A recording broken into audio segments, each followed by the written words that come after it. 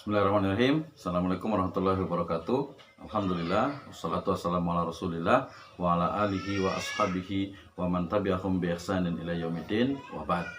Salah satu dari hal terpenting dalam kajian hukum Islam dan nanti masuk juga dalam bidang ekonomi dan bisnis syariah itu adalah terkait dengan teori tentang maslahah, atau dalam kajian usul fikih dia disebut dengan istilah masalih al-mursalah ya, atau maslahah al-mursalah. Apa itu maslahah? Maslahah itu adalah perkara atau setiap hal yang memberikan kemanfaatan ya, yang dimana manfaat itu akan bermanfaat ya, akan menjadikan manusia itu memiliki satu ya maslahat ya, satu maslahat yang ada di dalamnya, sehingga kemudian kemudaratan pun itu akan dihilangkan, sehingga yang disebut dengan maslahat itu adalah memberikan kemanfaatan dan menghapus dari kemudaratan. Ini sebagaimana dikatakan oleh Ahmad Ar-Raisuni dalam Nadhiratul Maqasid Indal Imam Syatibi ya. Ini jelas sekali. Berarti yang namanya maslahat itu adalah manfaat ya, walaupun sebenarnya kalau kita kaji lebih dalam sebenarnya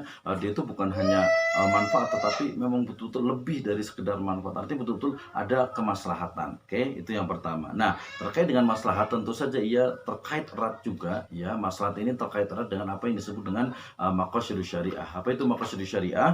Maqasidus syariah itu adalah memenuhi hajat manusia dengan cara merealisasikan maslahatnya dan menghindarkan mafsadah dari mereka. Nah, ini menunjukkan bahwasanya maqasidus syariah sebagai ya persamaan dari maslahat tadi itu ya, otomatis dia ada tujuannya ya, ada maksud-maksud dari tujuan adanya syariat Islam ini. Nah, Imam Asy-Syatibi rahimahullah beliau mengatakan bahwasanya ada minimal itu ada tiga bentuk dari maslahat. Yang pertama adalah maslahat yang sifatnya itu doruriyah, yaitu kebutuhan yang dia itu memang harus dipenuhi, yang jika ditinggalkan maka dia itu akan menjadikan kehidupan itu menjadi susah, atau kehidupan itu bahkan menjadi rusak. Itu adalah yang sifatnya doruriyah, jadi betul-betul kebutuhan pokok ya, seperti umpamanya makan, minum ya, kemudian tadi menambahkan ada sandang, papan gitu ya, itu menjadi sifatnya itu doruriyah. Sedangkan yang kedua adalah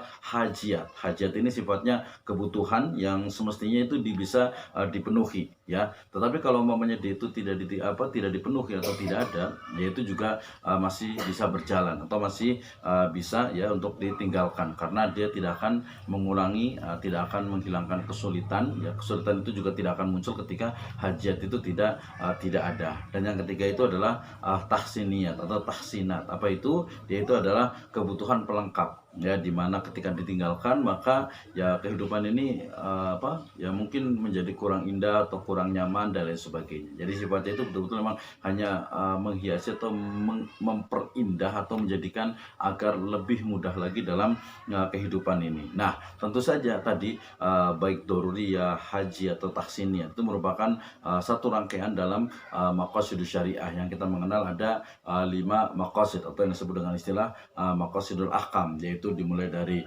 hifdzuddin, kemudian hifdzun nafas, kemudian hifdzul akal ya, kemudian hifdzun nafs, hifdzun nasl, dan juga hifdzul mal. Inilah yang kemudian disebut dengan istilah apa? Dengan maqasidus syariah ya. Nah, kembali lagi ke berkaitan dengan masalah. Apa sebenarnya batasan-batasan dari masalah itu sendiri? Ya, apakah masalah itu dia yang sifatnya itu adalah ammah atau masalah yang sifatnya itu khosoh? Maka di sini minimal ya dawabit maslahah atau batasan-batasan dari masalah itu minimal adalah masalah itu adalah termasuk apa? Termasuk bagian dari maqasidus syariah ya. Masalah itu adalah bagian dari maqasidus syariah, karena maqasidus syariah itu adalah tujuan ya dari Allah Subhanahu wa taala itu menurunkan syariatnya yang tadi disebutkan. Berarti dia harus memenuhi hajat ya agamanya, kemudian juga hajat dari jiwanya, kemudian hajat dari akalnya, kemudian hajat juga dari keturunannya, dan juga hajat dari hartanya. Nah, dari sini kemudian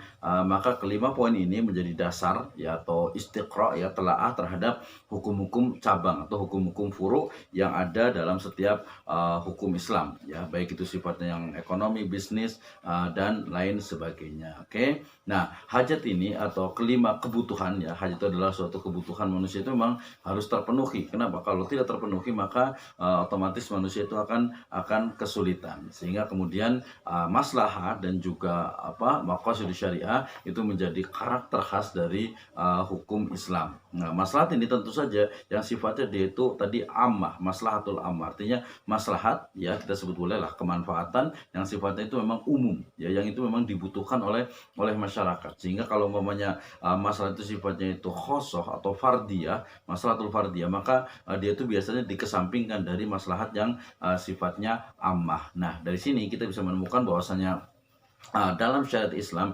khususnya dalam berbagai dimensi syariahnya, itu pasti ada yang namanya kemaslahatan. Di sana ada maksud dan tujuan syariat atau yang disebut dengan istilah maqasid syariah. Oleh karena itu, kita sebagai seorang muslim, sebagai seorang cendekiawan muslim, hendaknya kita betul-betul terus mempelajari hikmah-hikmah. Ya, hikmah dalam ini adalah maqasid syariah yang ada dalam setiap dimensi, setiap unsur, setiap bagian dari syariat Islam ini. Demikian, wallahu a'lam bishawab.